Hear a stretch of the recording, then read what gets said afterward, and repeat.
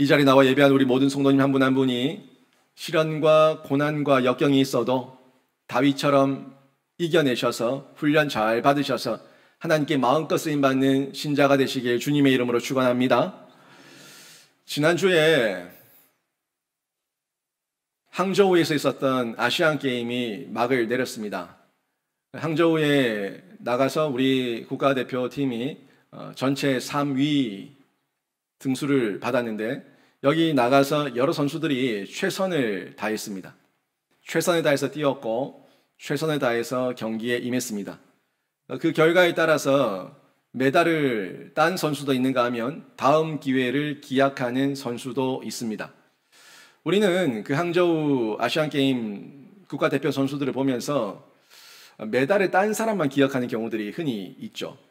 메달을 따지 못하면 그 사람이 마치 문제가 있는 것처럼 생각하는 경우가 있는데, 아니, 아시안게임 국가대표 선수로 나간다는 것 자체가 어떻게 보면 선수로서 그 자격과 재능을 인정받은 거죠. 국가대표 선수 되는 게 어디 쉽습니까?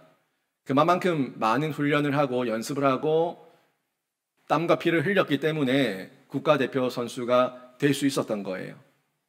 그리고 나가서 자신의 기량을 마음껏 발휘하는 가운데 좋은 결과를 얻는 사람이 있는가 하면 때로는 컨디션과 여러 환경 가운데서 실수하거나 또 기량이 조금 부족해서 등수에 들지 못하고 메달을 따지 못하는 경우도 있다는 거죠. 우리는 이렇게 눈에 보이는 것만 보면서 사람을 평가하거나 그 선수에 대해서 평가할 수 있지만 그 선수 한 사람 한 사람은 정말 귀합니다. 정말 귀하고 자기 나름대로 최선을 다해서 노력을 했을 거예요. 밤과 낮을 가리지 않고 할 수만 있는 대로 훈련하고 체중을 감량하고 또 자신의 부족한 부분들을 코치에게 지도받으면서 계속 그것을 보완하기 위해서 수고를 많이 했을 겁니다. 그때 땀도 흘리고 피도 흘리고 눈물도 흘리면서 그렇게 훈련 받는데 선수에게는 이 훈련이 너무나 귀한 거죠.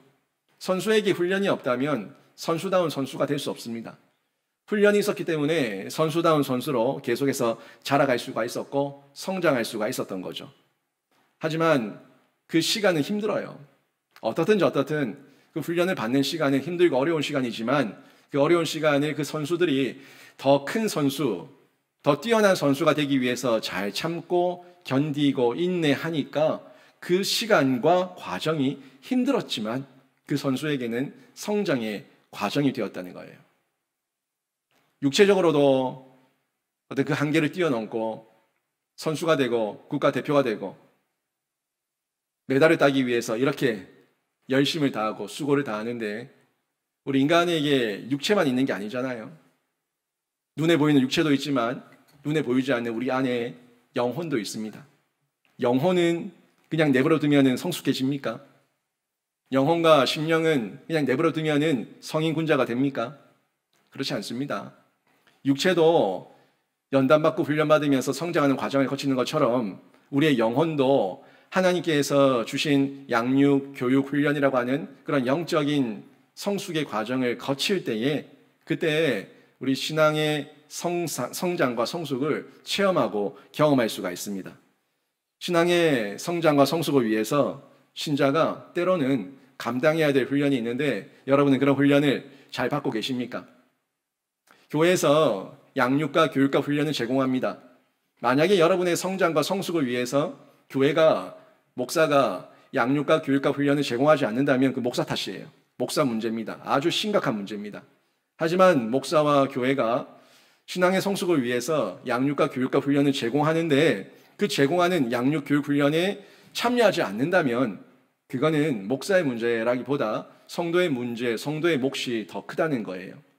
제안할 때에, 권면할 때에, 권유할 때에, 장을 열었을 때에 성도는 자신의 영적 성장과 성숙을 위해서 할 수만 있는 대로 그 양육과 교육과 훈련 가운데 뛰어나오셔서 배우셔야 됩니다. 말씀도 듣고 예배 훈련, 기도 훈련, 섬김 훈련, 모든 훈련 가운데 최선을 다해서 우리가 하나님께 더 한 걸음 더 나가기 위한 그런 시간을 가져야 된다는 거예요. 근데 그게 쉽지 않아요. 시간을 하나님께 드려야 되고 마음을 드려야 되고 내 몸을 드려야 되고 때로는 물질을 드려야 되고 뭔가 드린다는 게 내 마음 가운데 쉽지 않을 거예요. 하지만 그 시간 헛되지 않습니다. 여러분께서 훈련 받으면 훈련 받은 만큼 깨고 깬 만큼 공헌하면서 하나님의 쓰임받는 그릇으로 점점 더 그 지경을 확장해 나갈 수가 있다는 거예요. 이렇게 훈련받은 사람에게 하나님께서 가끔씩 우리의 그 훈련이 열매가 됐는지 그만큼 자랐는지 점검하시기 위해서 연단의 시간, 테스트를 허락하실 때도 있습니다. 이 테스트도 좀 넓게 보면 하나님의 훈련이에요. 나의 연약함, 나의 부족함, 나의 이 지금 채워야 될 부분들을 확인할 수 있는 좋은 기회가 되거든요. 이런 훈련을 통과할 때에 하나님 앞에 더 큰 그릇으로 쓰임받을 수가 있는데 다윗이 지금 그런 시간을 거치고 있는 거예요. 다윗에게 지금 사울이라고 하는 이런 어떤 한 사람을 만나서 고통당하고 있는 게 우리가 눈으로 보일 때, 그냥 겉으로 볼 때에는 사울 나쁜 놈 이렇게만 이해를 해버리고 사울은 다윗을 괴롭힌다, 나쁘다, 악하다 이렇게만 이해를 할 수가 있는데 눈에 보이는 것만 보지 마시고 왜 하나님께서 다윗에게 이렇게 사울이라는 사람을 곁에 붙여놓으셨는가 하는 영적인 의미와 의도를 좀 파악하게 되면은 하나님께서 다윗을 사랑하시는구나. 다윗을 연단시키시고 훈련하셔서 이 과정을 통과하게 하셔가지고 하나님께 앞에 더 큰 그릇으로 쓰시고자 하는 뜻이 있구나 하는 부분까지도 우리가 좀 더 폭넓게 받아들일 수가 있는 거예요. 다윗이 저희가 아는 것처럼 순수합니다. 정직합니다. 온전합니다. 또 하나님 앞에서 크게 쓰임받았던 큰 왕입니다. 그런데 지난주도 봤지만 다윗이 완벽한 사람은 아니잖아요. 그 대류가 하나님을 향한 하나님을 위한 마음으로 한 방향으로 가고 있으니까 하나님께서 귀히 보신 거지만 다윗도 인간인지라 연약함이 있어서 지루가 있었다고 자꾸 가지치기 하는 격길로 빠지려고 하는 지루들이 있었지만 대류가 하나님을 향해서 하나님을 위해서 그렇게 향하고 있으니까 하나님께서 그 모든 부족함을 덮으셨다고 부족함을 채우셔서 하나님께서 칭찬하셨다고 얘기하고 있는데 사람은 완벽할 수 없어요. 완벽하면 예수 그리스도죠. 완벽한 인간은 예수 그리스도 외에는 없거든요. 다윗도 성경에서 중요한 인물이긴 하지만 연약함이 많은 사람이었던 거예요. 지난주에 봤잖아요. 다윗 마음 가운데 어떤 마음이 있었어요? 왕의 사위가 되고 싶어하는 그런 인간적인 신분 상승에 대한 열망과 욕심이 있었다는 겁니다.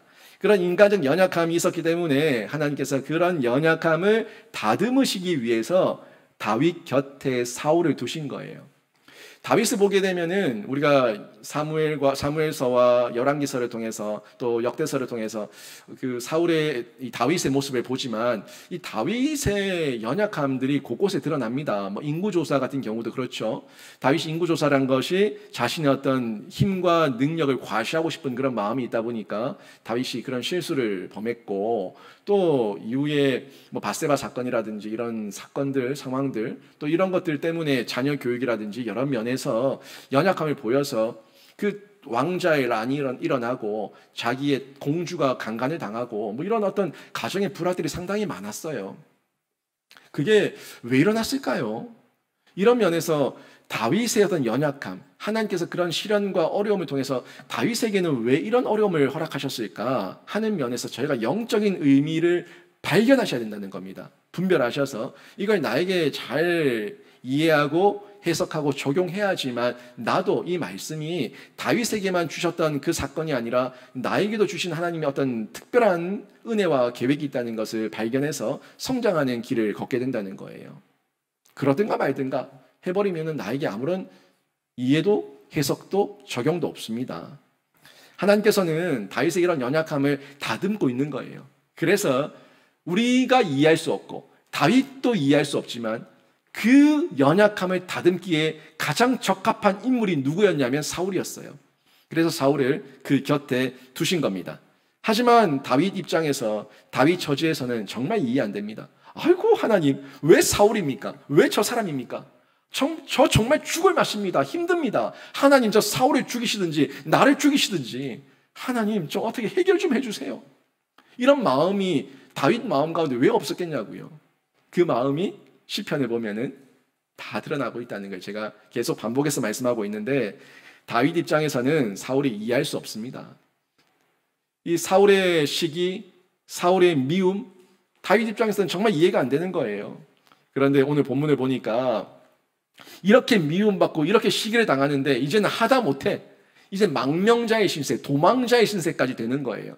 오늘 본문에도 들에 나가 숨어 있는데 나중에 또 숨고 광야에 숨고 다른 나라에 숨고 이런 도망자, 망명자, 도피자 이런 사람이 돼서 사울에게 고통을 다윗이 받게 되는데 이게 다윗 입장에서 이해가 되냐는 거예요. 그런데요, 이렇게 도망자의 신세가 되든 망명자의 신세가 되든 어려움을 당할 때에 하나님께서 다윗을 그냥 혼자 내버려 두지 않으시고 다윗에게 하나님께서 도피성을 허락해 놓으셨어요. 무슨 말이냐면 결국에 어려움을 당하고 시련을 당하고 고통을 당하는데 다윗 보고 너 죽어라 이게 아니라 다윗 보고 너 살아라 이거예요. 지금 훈련이니까 살아라. 이 훈련을 견뎌내고 이겨내서 살아라. 도피성을 내가 때마다 일마다 시마다 마련해 놓을 테니까 그 도피성으로 들어와서 예수를 만나고 동력자를 만나고 하나님을 만나서 살아라. 이 말씀을 다윗에게 계속 주고 있는 겁니다. 아니 정말 죽이는 게 목적이라면 사울 손에 죽게 하시지. 사울이 창을 던질 때마다 피하게 하시고 골리앗 앞에서 싸워서 이기게 하시고 그 모든 역경과 상황을 이기게 하시는 그 모든 역사는 하나님께서 주관하고 있는 거예요. 그리고 아무도 없을 때 외로울 때 요나단을 또 보내셔가지고 요나단을 통해서 위로받게 하시고 격려받게 하시고 결국 이 모든 내용을 보게 되면 하나님께서 다윗에게 역경과 시련이라는 것을 허락하신 건 맞지만 다윗을 죽이기 위함이 아니라 살리기 위함이고 그를 더욱더 크게 쓰시기 위함이라는 걸 저희가 영적인 안목과 시각으로 분별할 수가 있다는 거예요. 여러분, 오늘 말씀을 듣는 가운데 다윗이 공고합니다. 그 공고한 다윗을 발견하세요. 다윗이 외롭습니다. 혼자입니다. 아무도 없습니다. 어렵습니다. 아픕니다. 그런 상황에 있는 다윗을 보세요. 그리고 여러분을 보세요. 여러분 혹시 이 자리에 지난 한 주간 지내는 가운데 힘든 상황 가운데 오신 분 계십니까? 공고하고 어렵고 아프고 고독하고 외로움 가운데 이 자리에 나오신 분 계십니까? 하지만 그 상황이 지금은 힘들고 어렵고 하나님 앞에 원망스러운 상황이라고 할지라도 하나님께서는 다윗에게 도피성을 주셨던 것처럼 여러분에게도 도피성을 허락하신 줄로 믿습니다. 하나님께 오십시오. 그 도피성으로 들어오십시오. 세상에 나가서 해답을 찾지 마시고 도피성은 예수 그리스도 안에 있으니까 예수 그리스도 안에서 여러분이 쉼을 얻으시고 그곳에서 만나게 하시는 동력자를 만나시고 그 안에서 하나님의 인도를 받아서 여러분은 힘들 때 세상으로 나가는 자가 아니라 하나님의 도피성으로 피하는 최고의 선택을 하시기를 주님의 이름으로 축원합니다. 하나님께서 이 도피성을 허락하시는데 여러 방법으로 도피성을 허락하세요. 그 도피성 중에 동력자를 만나게 합니다. 그 동력자가 다윗에게는 요나단이었어요. 요나단의 변호를 오늘 본문에서 보게 되는데 이 요나단의 변호는 다윗의 입장에서는 굉장히 큰 위로입니다. 다 나를 죽이려고 할 때에, 다 나를 잡으려고 할 때에 요나단이 나를 변호해주고 나를 감싸주는 것. 여러분 그런 경험 없습니까? 사람들이 다 여러분을 미워할 때, 누구 한 사람이 여러분을 보호할 때, 내 아이가 됐든 내 자녀가 되었든 내 배우자가 되었든 누구든 누군가가 나를 보호해 줄 때 이루 말할 수 없는 큰 위로를 받습니다. 여러분을 위로하는 자를 여러분이 만나셔야 되는데 그 사람이 동력자예요.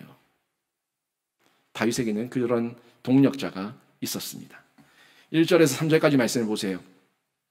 사울이 그의 아들 요나단과 그의 모든 신하에게 다윗을 죽이라 말하였더니 사울의 아들 요나단이 다윗을 심히 좋아하므로 그가 다윗에게 말하 이르되 내 아버지 사울이 너를 죽이기를 꾀하시느니라. 그러므로 이제 청하노니 아침에 조심하여 은밀한 곳에 숨어 있으라. 내가 나가서 내가 있는 들에서 내 아버지 곁에 서서 내 일을 내 아버지와 말하다가 무엇을 보면 내게 알려주리라 하고. 지금 말을 보니까 이 내용을 보니까 지금 1절 보세요. 1절 보니까 사울이 요나단과 그 모든 신하에게 다윗을 죽이라고 말해요. 죽이라고. 근데 저희가 지난주까지 봤지만 지난주까지는 사울이 이렇게 공식적으로 죽이라고 하지 않았고 순간적으로 악령이 임해가지고 손에 들고 있던 창을 집어 던지는 이런 즉흥적인 살인 시도, 이런 살인 시도가 있었어요. 그리고 또 이 마음에 잔꾀를 부려가지고 전쟁터로 내몰고 신하들에게 비밀이 말해가지고 다윗을 속이려고 했었던 이런 은밀하게 다윗을 죽이고자 했었던 전략과 계략들이 있었습니다. 근데 즉흥적으로 죽이려고 해도 다윗은 피하고 은밀하게 죽이려고 해도 피하고 아무튼 계속 모든 사울의 작정이 수포로 돌아가니까 이제는 공식적으로 뭐라고요? 그의 아들 요나단과 그의 모든 신하에게 다윗을 죽여라. 명령했어요, 명령. 공식적으로 다윗을 죽이라고 명령을 내리고 있는 거예요. 그러니까 이제 사울이 대놓고 죽이는 거죠. 못 보겠다. 나는 저 다윗을 꼴보기 싫으니까 왕의 명령이다. 죽여라. 잡아라. 이게 명령을 내린 거예요. 그러니까 다윗이 지금 들로 도망을 가게 된 거죠. 사울의 광기가 점점 최고치로 치닫고 있습니다. 이런 고난의 여정에 철저하게 다윗이 혼자라면 얼마나 외롭고 힘들겠습니까? 도망갔어요. 들로 도망갔어요. 다 버리고 도망갔어요. 근데 누구도 찾지 않아요. 누구도 나를 보호하지 않아요. 더 멀리, 더 멀리, 더 멀리, 점점 더 멀리 도망갈 수밖에 없는 이런 상황 아니겠습니까? 만약에 다윗이 그런 상황 가운데 혼자 처해 있다면 얼마나 외롭고 얼마나 고독하겠냐는 거예요. 세상도요, 사람은 더불어 사는 존재라는 걸 알아요. 그래서 세상 사람들은 예수는 없지만 끼리끼리 모입니다. 끼리끼리 모여서 끼리끼리 위로하고 끼리끼리 격려하고 끼리끼리 희희닥거리면서 그렇게 살아가고 있습니다.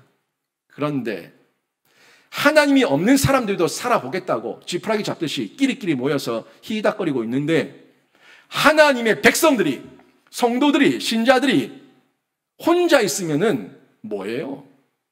혼자 있으면은 어떻게 될까요? 이리와 맹수 앞에 나 혼자 서서 천상천하 유아독존이라고 나 혼자 살아남겠다고 소리쳐본들 그거는 허무하고 망하는 거예요. 하나님께서는 함께 모이라고 명령하셨습니다. 함께 모여서 하나님의 백성이 교회로, 성도로, 교제로 모여서 스스로 함께 살아내라고 하나님께서 그렇게 우리를 모이게 하셨어요. 그게 사랑방이에요. 그게 전도회예요. 그게 우리 영신교회입니다. 그런데 성도라고 얘기하면서 내가 예수를 믿는다고 얘기하면서 전도회 모임에 나가지 않고 사랑방 모임에 나가지 않고 아무런 성도의 교제도 없고 나 혼자서만 나만 예수 잘 믿으면 되지 라고 모이지 않으면 그건 고립을 자초하는 겁니다. 여러분 얼마나 많은 동력자가 있습니까? 동력자가 없는 것에 문제의식을 느끼지 않는 사람, 동력자가 없는데 거기에 대해서 외롭지 않은 사람, 동력자가 없는데 자기 혼자서 잘난 척 착각하는 사람, 여러분 다 착각이고 망상이에요. 그 사람은 그냥 외로운 한 사람일 뿐이에요. 동력자가 있어야 됩니다. 세상 사람들도 예수 없이 살아보겠다고 끼리끼리 모여서 희닥거리는데 여러분 우리는 더불어 사는 존재 맞아요. 예수 믿는 사람은 더불어 예수 그리스도와 연합해야 되고 예수 그리스도 안에서 함께 예수 믿는 사람들과 사랑의 교제를 나눠야지만 그곳에서 고립되지 않고 외롭지 않고 힘들지 않고 살아남아서 끝까지 승리할 수가 있는 겁니다. 내가 넘어질 때 다른 사람이 세워주고 내가 어려울 때 다른 사람이 일으켜주고 또 내가 다른 사람이 넘어지는 걸 보면 다시 손 내밀어서 잡아주고 이런 도전과 위로와 격려가 있을 때 그리스도인은 끝까지 승리할 수가 있는 거예요. 만약에 지금 다윗에게 이 요나단이 없었다면 다윗은 어떻게 됐을까요? 지금 다윗은요 아무도 없어요. 이후에는 하나님께서 요나단 이후에 아둘람굴에서 400명이라고 하는 그 무리를 짓게 하셔서 그들과 함께 동력하며 하나님 나라 이스라엘을 세워나가는 기초를 마련하게 하셨는데 지금은 그런 세력이 없습니다. 다윗에게. 세력이 없이 지금 다윗에게는 유일한 동력자는 요나단밖에 없어요. 자기와 결혼한 미갈이 동력자입니까? 아니에요. 그 결혼도 잘못해서 그 결혼 때문에 얼마나 많은 연약함을 보였습니까? 지금 다윗에게 유일한 동력자는 요나단이에요. 이 요나단을 만난 거죠. 하나님께서 하나님을 향한 하나님을 위한 같은 영적 코드와 사명을 가진 이 요나단을 만나게 하셨는데 우리 성도도 마찬가지입니다. 성도가 교회 공동체 안에서 같은 영적 코드를 가지고 하나님을 향한 하나님을 위한 그 사명을 함께하고 있을 때에 서로가 교제하고 서로가 위로하고 서로가 격려를 받으며 더 큰 사명을 감당해 낼 수 있는 줄로 믿습니다. 여러분 하나님께서 다윗 곁에도 요나단을 두셔서 살 길을 열어주셨던 것처럼 여러분도 여러분 곁에 있는 동력자를 발견하셔서 혼자 외롭다, 혼자 고독하다, 혼자 나밖에 없다 말하지 마시고 여러분이 교회 공동체로 나오셔서 공동체 안에서 성도의 교제 가운데 사는 은혜, 동력자의 은혜, 하나님께서 말하신 도피성의 은혜를 누리시기를 주님의 이름으로 축원합니다. 이걸 누리실 때에 누리시는 중에 그 성도만 보지 마세요. 그 성도를 의지하지 마세요. 제가 여러분과 교제합니다. 제가 여러분과 교제를 하는데 여러분이 목사를 의지하게 되면 여러분 잘못된 교제하고 있는 거예요. 여러분이 전도대 사랑방 안에서 사람과 사람끼리 교제를 하는데 그 사람을 자꾸 더 의지하게 되면은 그 잘못된 교제예요. 그 사람과 사람을 교제를 통해서, 목사와의 교제를 통해서, 성도의 교제를 통해서 우리가 더 의지해야 될 분은 예수 그리스도, 우리의 대목자장 한 분밖에 없는 줄로 믿습니다. 그 사람을 통해서 드러나는 분이 예수여야 되고요. 그 사랑의 교제를 통해서 드러나는 분이 예수여야 된다고요. 우리 교회 안에서 끼리끼리 모여서 사랑방 교제도 하고 사랑 전도의 모임도 하는데 그곳에서 자꾸 사람을 의지하게 되고 사람이 드러나면 그 공동체는 뭔가 문제가 있는 거예요. 아픈 부분이 있는 거예요. 사랑방에서 드러나야 될 분은 예수밖에 없고요. 우리 영신교회에서 드러나야 될 분은 예수 그리스도밖에 없는 줄로 믿습니다. 영신교회에서 김효진 목사의 의존도가 높아지고 모두가 김효진 목사를 의지하고 더 의지한다면 그 문제 있는 교회예요. 그 집단 이상한 거예요. 교회는 머리가 예수 그리스도입니다. 말씀을 통해서, 목양을 통해서, 성도의 교제를 통해서 예수 그리스도만 드러나야 되는 줄로 믿습니다. 다윗과 요나단, 다윗이 요나단에 더 의지하지 않고 다윗은 요나단의 도움을 받아서 하나님을 더 의지합니다.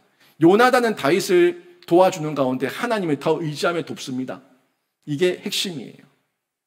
그게 하나님께서 마련하신 인맥, 사람과 사람이 만나는 도피성인데 이 도피성이 교회 안에 있습니다. 교회 안에서 그 도피성된 동력자를 만나셔서 여러분이 혼자가 아님을 발견하시길 주님의 이름으로 축원합니다. 4절에서 5절 보세요.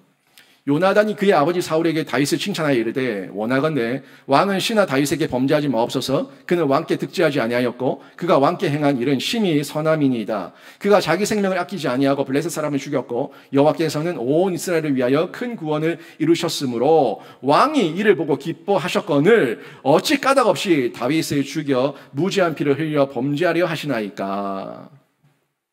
요나단이 지금 아버지 앞에서, 사울 앞에서 다윗을 변호합니다. 근데 이게 요나단이 다윗 편을 드는 게 아니라 요나단이 하나님 편이에요. 다윗이 하나님 편이에요. 하나님이 우리의 중심이에요. 그러니까 하나님 편에서 다윗을 변호하는 거예요. 그러니까 사람인데 어떻게 연약함이 없고 부족함이 없고 이 공과 또 실이 없겠습니까? 잘한 것도 있고 잘못한 것도 있어요. 이 부분에서 사람을 의지하게 되면 사람 편을 듭니다. 그러면 나도 변덕쟁이가 되는 거예요. 사람 편에 들면 그 사람이 한결같지 않기 때문에 항상 이 사람을 편들 수 없어요. 편들면 변덕쟁이가 되는 거예요.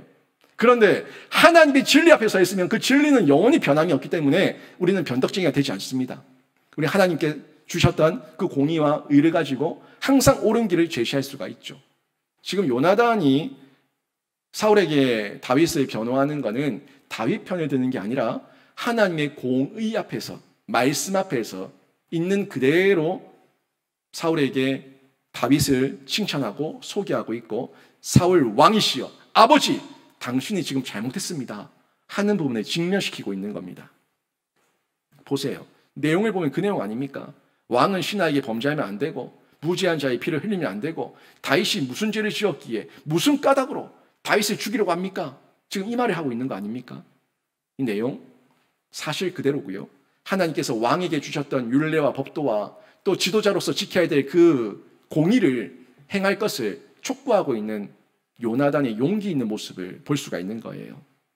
하나님은요, 이런 동력자와의 만남을 기뻐하시는데 여러분에게 좋은 말만 하는 사람은 동력자 아닙니다. 여러분에게 직면할 수 있어야 돼요. 잘못했으면 잘못했다, 틀렸으면 틀렸다 말할 수 있어야 돼요. 저 목사지만 제 때로는 여러분에게 가슴 아픈 소리 할 수 있습니다. 직언할 수 있습니다.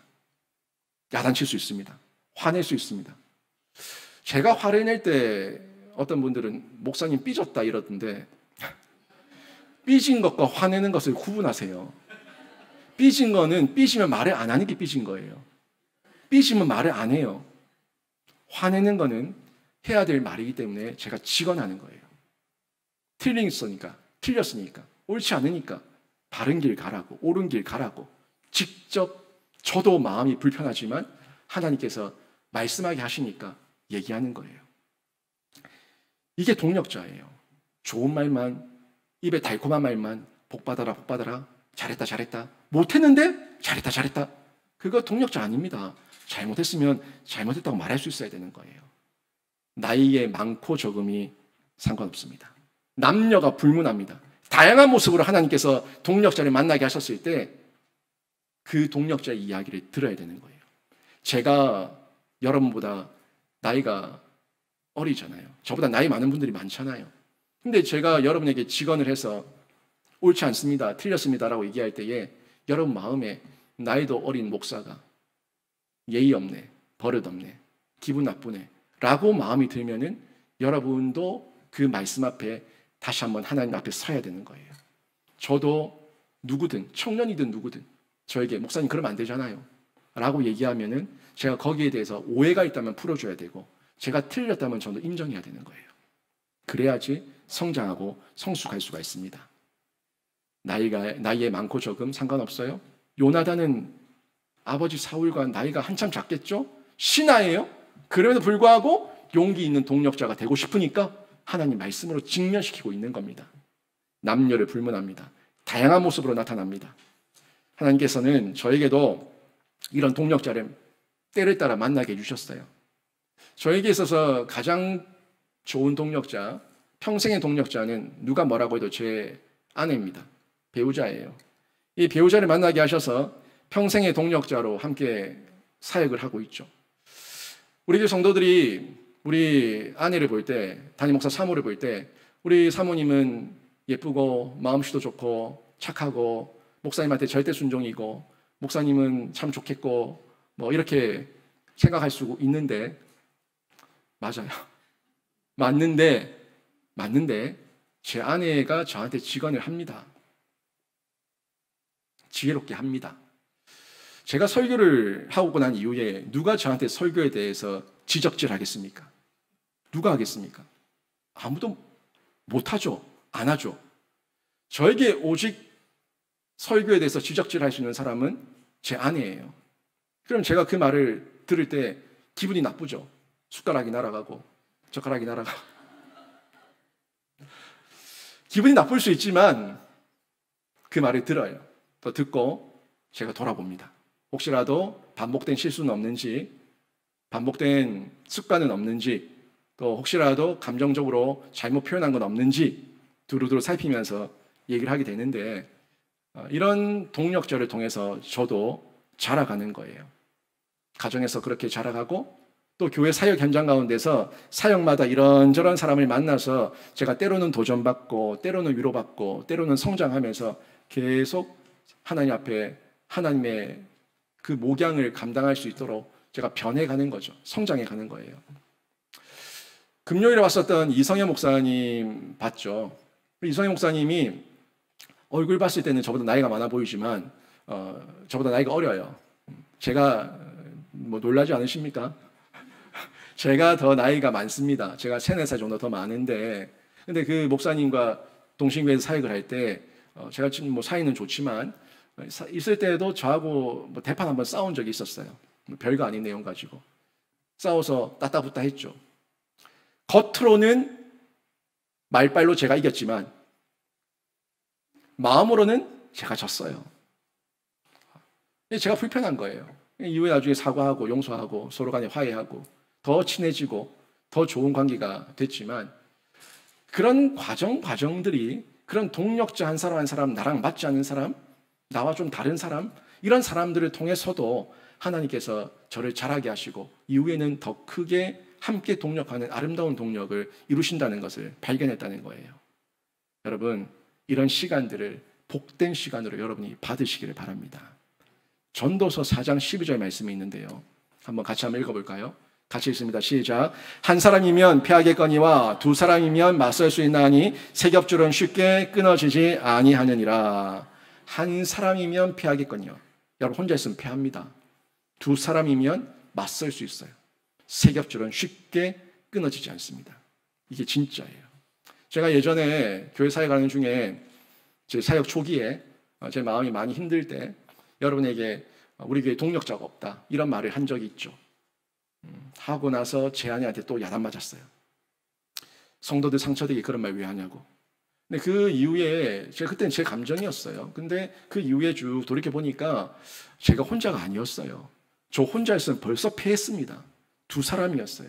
제 아내가 함께 그 사역을 감당하고 있었고, 제 아내가 저희 교회에서 함께 사역을 감당하는 가운데 제가 너무 큰 위로를 받았고, 장로님도 그 역할 감당해 주시고, 또 이렇게 저렇게 둘러보니까 아니 한 겹줄도 아니고 두 겹줄도 아니고 세 겹줄도 아니고 여러 겹줄의 많은 보석 같은 성도들이 우리 교회 안에 있는 거예요. 제가 못 발견하고 제가 못 느끼고 제가 손 내밀지 않아서 움츠리고 있었지만, 제가 얘기했을 때 당장이라도 밤이라도 새벽이라도 뛰쳐나와서 함께 동력해 줄 수 있는 성도들이 너무나 많다는 걸 제가 발견했습니다. 여러분 혼자 있으면 고독합니다. 외롭습니다. 아무것도 안 됩니다. 하지만 여러분이 주변을 둘러보시고 믿음의 안목으로 바라보시면 두 겹줄, 세 겹줄, 여러 겹줄에 여러분과 함께 동력할 수 있는 아름다운 하나님의 그 만남이 있는데, 이런 만남 가운데 여러분이 동참하셔서 혼자가 아니라 하나님께서 사람으로도 도피성을 마련하시고 살 길을 열어주시고 해결해 나갈 수 있도록 힘을 주셨다는 것을 발견하셔서 여러분은 또 한 번 일어서는 은혜를 누리시길 주님의 이름으로 축원합니다. 이때 세상이 사울이 변덕을 부려도 그 변덕을 이길 수가 있는 거예요. 세상 변덕이 너무 심하거든요. 사울의 변덕이 너무 심하거든요. 그 변덕 때문에 숨이 턱턱 막혀요. 6절 보십시오. 사울이 요나단의 말을 듣고 맹세하되 여호와께서 살아계심을 두고 맹세하거니와 그가 죽임을 당하지 아니하리라. 아니 조금 전에 죽이라고 해놓고는 지금 또 마음이 바뀌었어요. 그래서 맹세한다. 그가 죽임을 당하지 않는다라고 얘기하고 있습니다.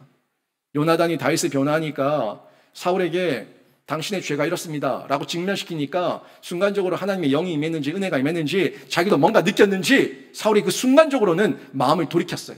그래서 죽이지 않겠다. 여호와의 살아계심을 두고 맹세하노니 다윗을 죽이지 않겠다라고 이렇게 맹세를 한 거예요. 그런데요, 과연 사울은 이 말을 지킬 수 있을까요? 세상 말에 남아 이런 중천금이라고 얘기하는데, 남아 이런 중천금이 아니라 사울의 말은 풍성껌이에요. 풍성껌. 남아 이런 풍성껌. 무슨 말인지 이해되십니까? 너무 가볍다는 거예요. 너무 가볍고 너무 뒤바꾸기를 잘한다는 겁니다. 사울은요, 결국 변덕의 대명사입니다. 그 인생을 보면 늘 이랬다 저랬다, 헛맹세도 잘하고 말 바꾸기도 잘하고 거짓말도 잘하고 이런 변덕쟁이의 모습으로 살아가고 있는데, 이런 사울의 모습이, 이 변덕쟁이 사울이 우리가 사는 이 세상에도 우리 주변에, 가정에, 직장에, 교회에 곳곳에 너무 많이 있다는 거예요. 집에서는 배우자와 자녀가 이렇게 변덕을 부립니다. 회사에서는 상사가 변덕을 부립니다. 오늘은 죽이겠다, 내일은 살리겠다, 모레는 죽이겠다, 글피는 살리겠다, 죽인다, 살린다, 죽인다, 살린다, 이렇게 계속 죽인다, 살린다 라고 얘기하면서 우리를 숨통을 쪼아대고 우리를 위축시킨다는 거예요. 그럴 때 감당이 안 되죠. 내가 어떤 장단에 맞춰야 될지 모르겠죠. 살리는 거야, 죽이는 거야, 죽이는 거야, 살리는 거야, 도대체 뭐야?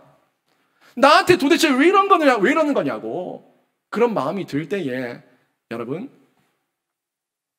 그 중에 다윗을 생각하세요. 이 사울을 생각하세요. 그리고 스스로 이해, 해석, 적용하십시오. 내가 지금 다윗처럼 사울을 만나서 연단받고 있구나, 훈련받고 있구나, 그렇게 생각하시면서 이겨내시고 견뎌내시면 여러분은 다시금 하나님께서 예비하신 도피성과 하나님께서 만나게 하시는 사람들, 동력자를 통해서 하나님께서 여러분을 이기게 하실 줄로 믿습니다. 하나님께서 다윗에게도 이런 변덕쟁이 사울을 만나게 하셔서 결국에 느끼게 하는 게 뭡니까?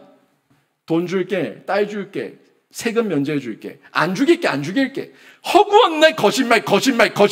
이 거짓말하는 사울을 보면서 결국 느끼는 거는 세상에 믿을 사람 없고 오직 믿음의 대상은 하나님밖에 없다, 하나님뿐이다 하는 걸 알게 하시는 거예요. 지금 다윗이 왕의 사위가 되면은 안 죽이겠지, 왕의 사위가 되면 내 생명이 보존되겠지, 왕의 사위가 되면은 내 신분이 상승하겠지, 왕의 사위가 되면은 내가 사람들에게 인정받겠지. 웬걸? 아무것도 이런 게 없어요. 왕의 사이가 됐는데 죽인다는 건 똑같고 이름은 바닥에 떨어졌고 사람들은 나를 인정해 주지 않고 생명은 보존되지 않고 도망자의 신세가 되었고 왕의 사이가 되면 바뀔 줄 알았는데 왕의 사이가 되면 드러날 줄 알았는데 일어날 줄 알았는데 오히려 더 꼬라박는 거예요. 왜? 다윗이 왕의 사이가 되면 괜찮겠지라고 했었던 인간을 향한 믿음이 결국에는 하나님 없으면 아무것도 아니라는 걸 깨달은 거예요. 믿음의 대상은 사람이 아니다. 믿음의 대상은 하나님이다. 이 사실을 깨닫게 되는 거죠. 제가 전하는 김효진 목사의 말을 믿지 마시고 제가 전하는 하나님의 진리의 말씀을 여러분 믿으시기 바랍니다. 여러분 성도 간의 교제 가운데 사람의 말을 믿지 마시고 그 성도의 교제 가운데 흘러 넘치는 하나님의 은혜와 하나님의 사랑의 간증과 감사의 고백, 그 속에 있는 하나님을 믿으시길 바랍니다. 그래야지 상처를 안 받는 거예요. 왜 상처받아요? 왜 목사한테 상처받고 왜 성도한테 상처받고 왜 사람한테 갈갈 찢겨서 죽겠다 살겠다 그럽니까? 믿음의 대상을 잘못 집은 거 아니에요. 믿음의 대상은 오직 하나님밖에 없는 줄로 믿습니다. 다윗은 이걸 깨닫고 있는 거예요. 그래서 요나단 같이 나를 변호하는 사람을 만나도 그 사람을 믿지 말고, 아무리 나를 좋아하고 나를 칭찬해 주는 사람을 만나도 그 사람을 믿지 말고 그 사람과 함께 하시는 하나님을 믿으세요. 저와 함께 하시는 하나님을 믿고 저는 여러분과 함께 하시는 하나님을 믿는 거예요. 그 하나님을 믿는 거예요. 사실 우리는 이런 변덕스러운 세상을 보면서 남 탓을 참 잘합니다. 변덕 부리는 사울, 변덕 부리는 세상, 사울 때문에, 세상 때문에, 누구 때문에 그렇게 변덕을 부리는데, 그러면 정작 나는 변덕을 부리지 않았습니까? 나는 변덕을 부리지 않았어요? 여러분, 우리 그리스도인들에게도 변덕이 너무 심해요. 우리 신방하시는 마을장님들, 신방하는 우리 순장님들은 제 마음을 느낄 겁니다. 결석한 성도 신방하고 위로하고 격려하고 하면은 다음 주 나갈게요. 다음 주는 나갈게요. 다음 주는 나갈게요. 다음 주는 나갈게요 했는데 그때는 진심인지 모르겠지만 또 한 주가 지내는 가운데 마음이 바뀌어서 변덕. 머리가 아파요.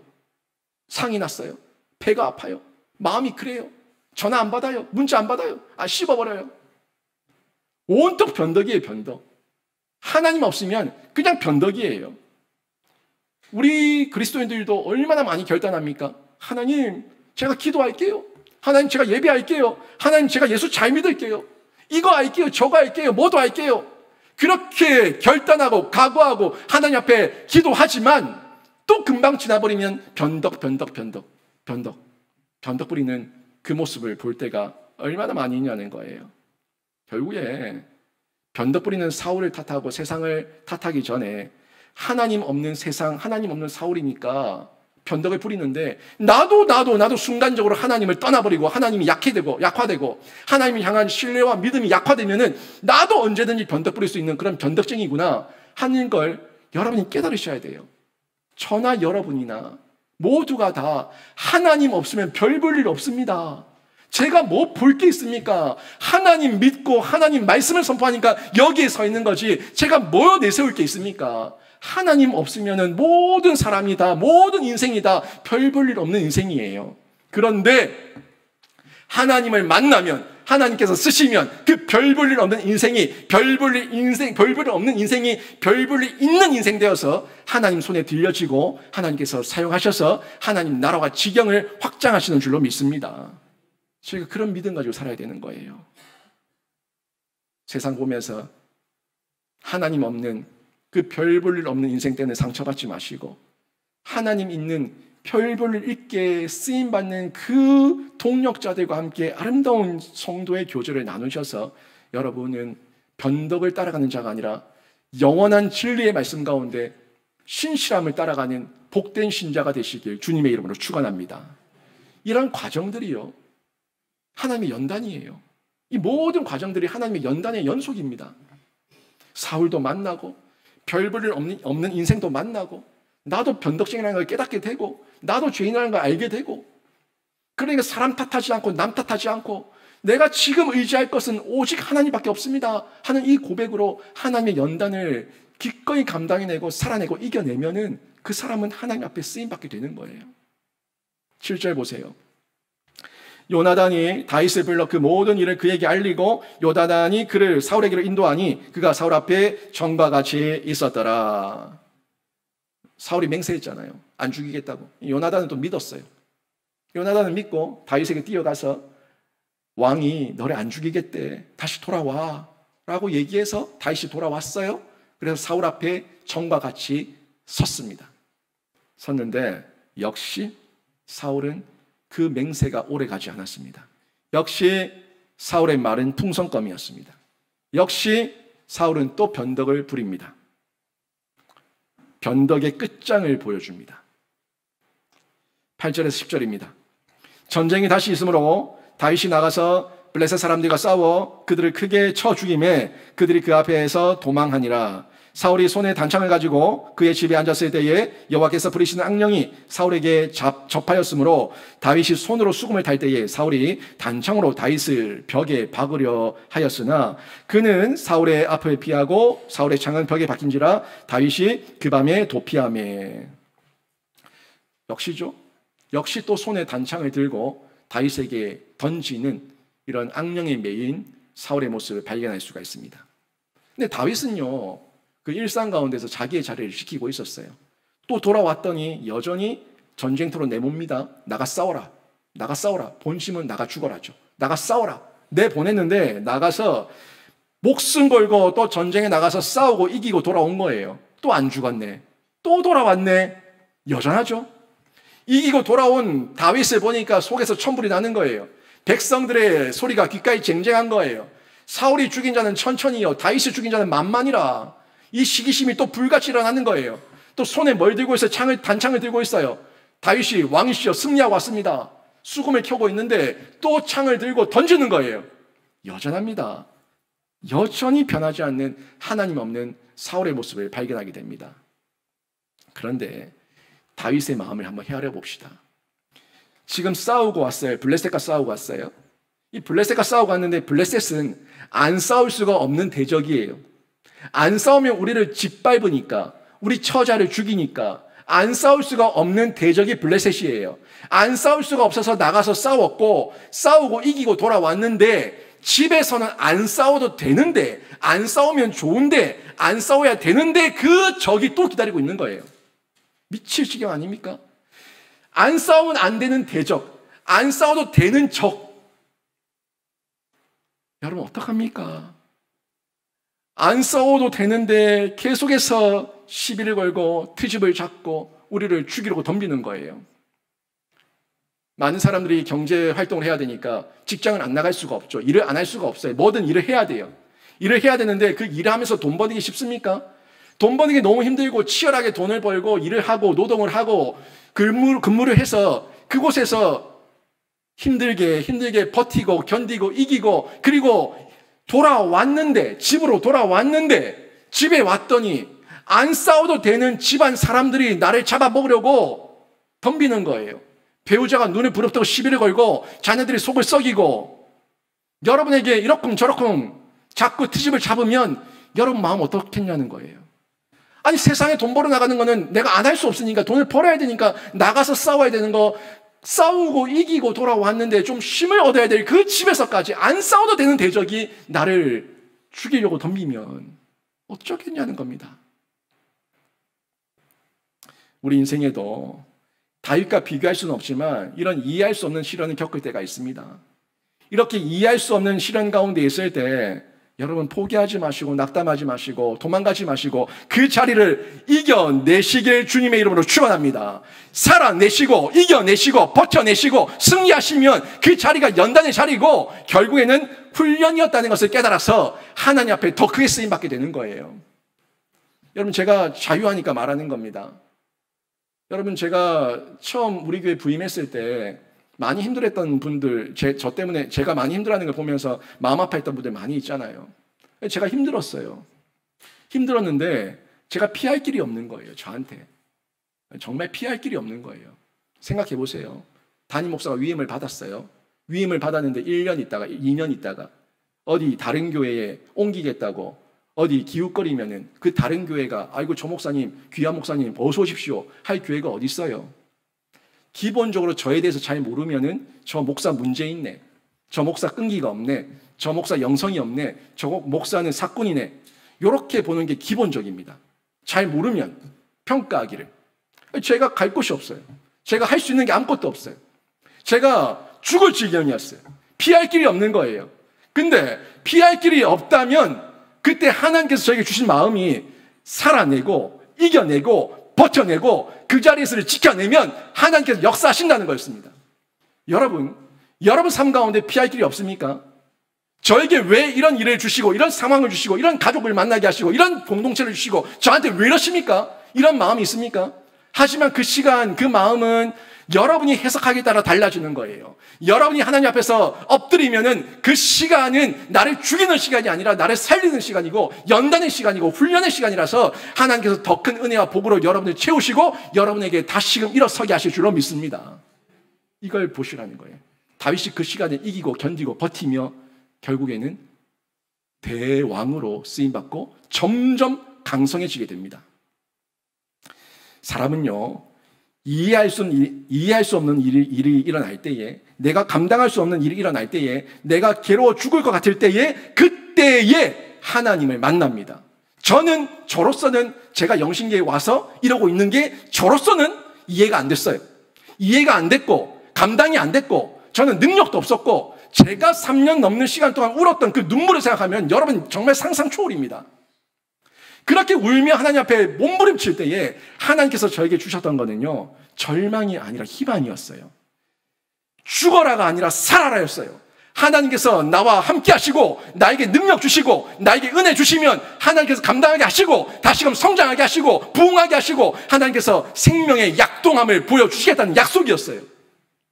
이해할 수 없는 일, 괴로워 죽을 것 같은 그때 눈물로 기도할 때에 엎드리고 하나님 앞에 철저하게 부르짖을 때에 하나님께서 그 사람을 만나 주십니다. 그때 하나님을 찾는 사람이 진짜예요. 하나님께서 지금 다윗에게 원하시는 게 뭡니까?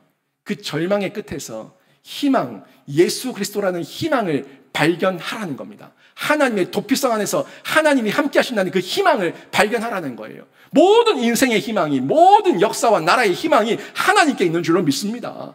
이거 다윗에게 발견하라는 거예요. 다윗에게 원하시는 거는 네 인생에 이해할 수 없는 일이 일어날 때 지금 나를 찾고 나를 만나라 이겁니다. 여러분 이해할 수 없는 일이 일어날 때에 여러분 힘들 때에 하나님을 더 찾습니까? 하나님을 더 의지하십니까? 하나님을 더 의지하고 하나님을 더 찾으면 하나님께서 여러분을 만나 주실 줄로 믿습니다. 외롭지 않으면 주님을 만날 수 없어요. 이 땅에서 남편 사랑, 자녀 사랑, 돈 사랑으로 충만한 사람은요 절대로 예수 만날 수 없습니다. 아니 돈과 남편과 자녀로 충만하고 만족감이 100%인데 무슨 공허함이 있고 외로움이 있어서 하나님을 찾아요? 안 찾아요. 하지만 이 땅에서 부족하고 힘들고 이해할 수 없는 일을 겪을 때에 그 고난의 시간을 통해서 하나님을 만나는 다윗, 이 다윗을 우리도 경험할 수가 있고 우리도 다윗처럼 쓰임받을 수가 있는 것인데 이 다윗이 받고 있는 이 연단은요 저주가 아니라 복입니다. 광야가 복이고 하나님을 만나는 복이고 하나님을 체험하는 복이라는 거 여러분 기억하시길 바랍니다. 상황만 보면 힘들다, 어렵다, 훈련 너무너무 지긋지긋하다, 그만하고 싶다 라고 말할지 모르겠지만 훈련 받은 만큼 깨고 깬 만큼 공헌하는 자로 점점 더 성장했다는 걸 여러분이 기억하십시오. 여러분 힘들 때 세상 기웃거리지 마시고 하나님께서 예비하신 도피성으로 피하십시오. 그 도피성에서 예수도 만나고 동력자도 만나서 변덕스러운 세상과 사울을 넉넉히 이길 수 있는 훈련 잘 받으셔서 이 세상을 이기는 용맹한 군사로 살아내시길 주님의 이름으로 축원합니다. 오늘 말씀 정리합니다. 고난 중에 만나는 동력자가 있어요. 그 동력자 찾으세요. 세상의 동력자 말고 없어요. 하나님과 함께하는 동력자 교회 안에 있습니다. 고난 중에 동력자를 만나서 그 동력자를 통해서 위로받고 격려받고 새 힘을 얻으시길 바라고요. 그 가운데 그 사람 의지하지 마시고 그 사람과 함께 하시는 하나님을 발견하셔서 믿음의 대상은 사람이 아니라 하나님, 오직 우리 예수 그리스도밖에 없다는 걸 인정하시고 고난 중에 하나님을 만나셔서 하나님과 동행하셔서 이기십시오. 고난이라는 훈련을 통해서 다윗처럼 자라고 이기는 신자로 저와 여러분이 지금도 그 훈련의 과정을 겪고 있는데 그 훈련의 과정 잘 경험하시고 체험하시고 또 통과하셔서 하나님께 칭찬받는 생명사역자 다 되시길 주님의 이름으로 축원합니다. 아멘.